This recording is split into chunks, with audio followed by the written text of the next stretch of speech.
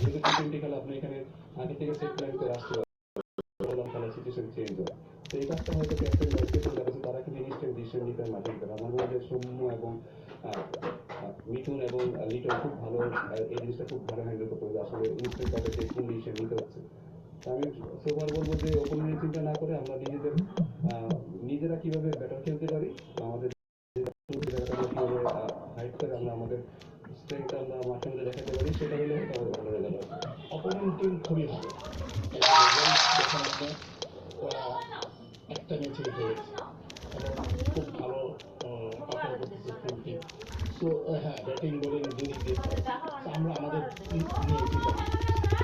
আমাদের পারফরমেন্সটা যদি আমরা তারকা হিসেবে কিন্তু আমরা সবচেয়ে ভালো, হ্যাঁ কাগজে বলেন আমরা সবচেয়ে ভালো, বাট অন পেপার তো বাট এখন ওই অবস্থানে আছে।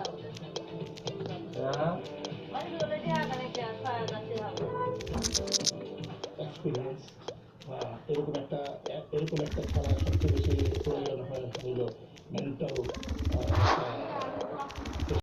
সেটা হয়তো যারা বেশি ম্যাচ খেলে বা এক্সপিরিয়েন্স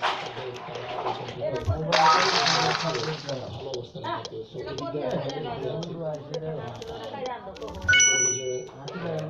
বোলিং ওয়াইজ স্ট্রং আছে, টিমে কম্বিনেশন যে দুটো টিম ফাইনালে আসছে তারা দুইটা টিমই টি-20 এক্সপেরিয়েন্স প্লেয়ার আছে। আমি বলবো যে টি-20 আসলে এক্সপেরিয়েন্স প্লেয়ার, আস্তে আস্তে এবং এই কারণে আমাদের ম্যাচ আমাদের সাথে যেটা খুলনা ছিল সেটা তারা খুব ভালো স্ট্র্যাটেজি ছিল আমাদের এই আমরা হয়তো সেটা করতে পারি। তারা এই এক্সপিরিয়েন্সের দিকে তারা অনেক এগিয়ে থাকবে আমাদের চেয়ে। যেটা বললেন সিনিয়র ক্রিকেটারদের হ্যান্ডেল করা দায়িত্বটা বলছেন।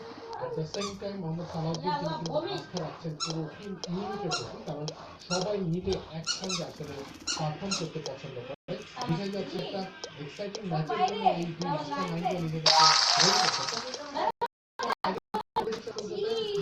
রেডি করতে সবাই গাজীকে সবসময় সাপোর্ট করে মা যাওয়া তো বাড়ি যাওয়া দাও চলে যাওয়া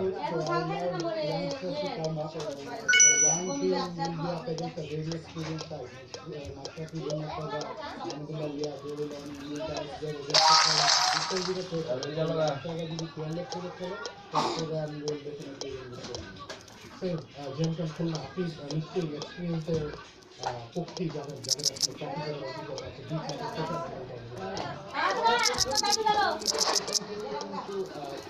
আমি খুলনাকে এগিয়ে রেখেছিলাম, কারণ তাদের এই এক্সপিরিয়েন্স একটু বড় পর্যায়ে খেলা, তাদের যে প্লেয়ারগুলো রয়েছে যদিও তারা পারফরমেন্সে ঠিক ওই ছাপটা রাখতে পারেনি, চট্টগ্রাম পারফরমেন্সের দিক থেকে সব টিমের অনেক এগিয়ে ছিল এবং লাস্ট ম্যাচটা যেটা চট্টগ্রাম এবং খুলনা হয়েছে সেইখানে কিন্তু খুলনা তাদের যে ট্রু কালার সেটা দেখাতে পেরেছে। ওভারঅল টুর্নামেন্ট যদি আমি দেখি তাহলে অবশ্যই 5% হলেও চট্টগ্রাম এগিয়ে থাকবে, কারণ তাদের যেই ব্র্যান্ড অফ ক্রিকেট খেলেছে।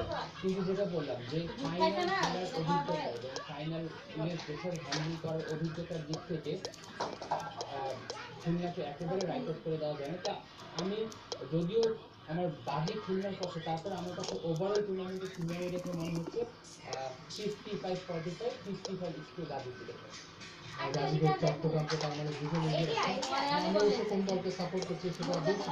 আসলে এই দুজনের পরিচয় নিশ্চয়ই জানেন। বাজারুদ্দিন আমি যে বাংলাদেশের পরে এই লেভেল ক্রিকেটে নেতৃত্ব দিয়েছেন, আপনারা গণমাধ্যম করবেন, রেজিস্টারে কাজ করেন, সার্ভিসকে নতুন করে পরিচয় করে দেওয়ার পিছনে কমেন্টেটর হিসেবে তাদের দুজনের দেবো আগেই বলছিল, বাট ফুল টুর্নামেন্টে স্পোর্টসের মাইক ধরে কমেন্ট্রি করেছেন দুজনের অভিজ্ঞতা সম্পর্কে বাংলাদেশের জন্য।